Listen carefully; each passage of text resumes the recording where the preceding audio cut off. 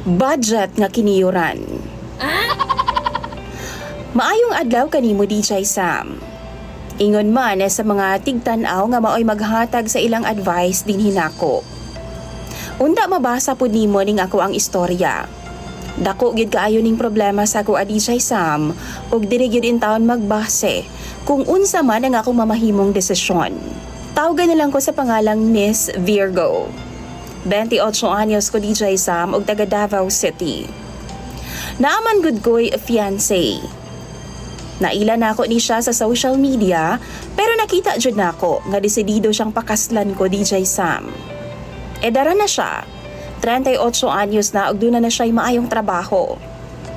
Human sa 2 ka buwan namong panag-ila online DJ Sam. Human pud na ako siya gisugot.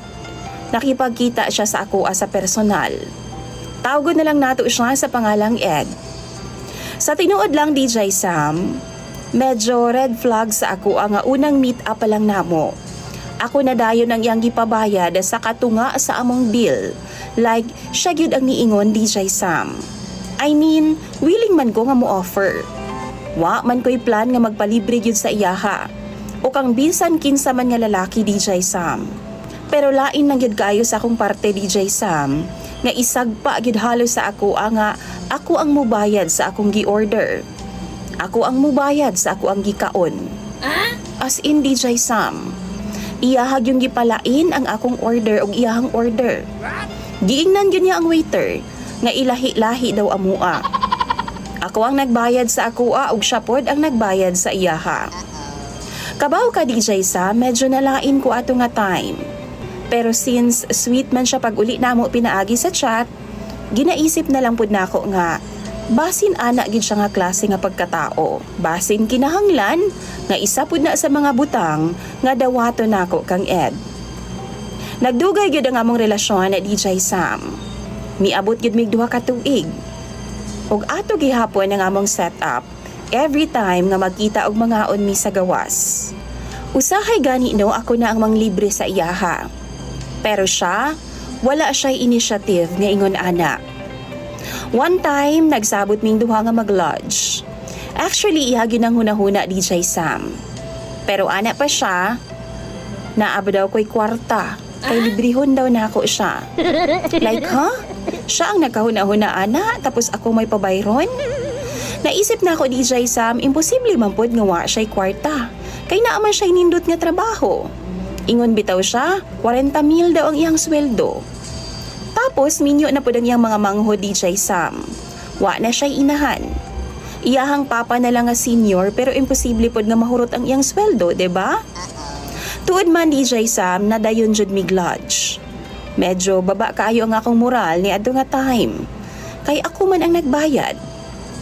Kini pagyud ang red flag DJ Sam. Halos ako naman noon ang mang-rape kay Ed. Kay kung siya, DJ Sam, budget kaayo ang iyang kiniyuran. Muhunong siya kay mupahuway siya. Kapoy daw kaayo DJ Sam. Tapos every time nga magsakyod siya, magsigi siya reklamo. Sigig pamisti DJ Sam. Sigig pamalikas. Kay kapoy daw kaayong trabaho Kanang mura bitaw DJ Sam o gipugos na ako siya anang aging buhaton. Siya rabaya gyud ang nangagni ato nga kabuang DJ Sam. Ako na lang siyang giuyunan. Wa man gani ko magreklamo DJ Sam nga ako ang iyang gipabayad. Naglagot yun ko. Ug nang lakaw na lang ni. Ginaisip na lang nako DJ Sam nga unta dili na siya mo kontak nako. Di na pud ko mag-bother nga kontakon pa sab siya. Pero sige magyapon siya sinamok. Sige tawag, send og mga sweet nga mga messages, maong maglibog yun ko DJ Sam. Hangtod ning bag-uhay lang nagpropose siya og kasal nako. Gidawat sab nako bisan og naglibog ko sa iyaha. Unsa ka ang angay nakong buhato no? Tan-aw ninyo angayan ba nga pakaslan nako si Ed? Makakita pa man kog better nga lalaki kaysa sa iyaha, diba? Basahon nako ang inyong mga advice sa comment section. Imong sender DJ Sam, Miss Virgo.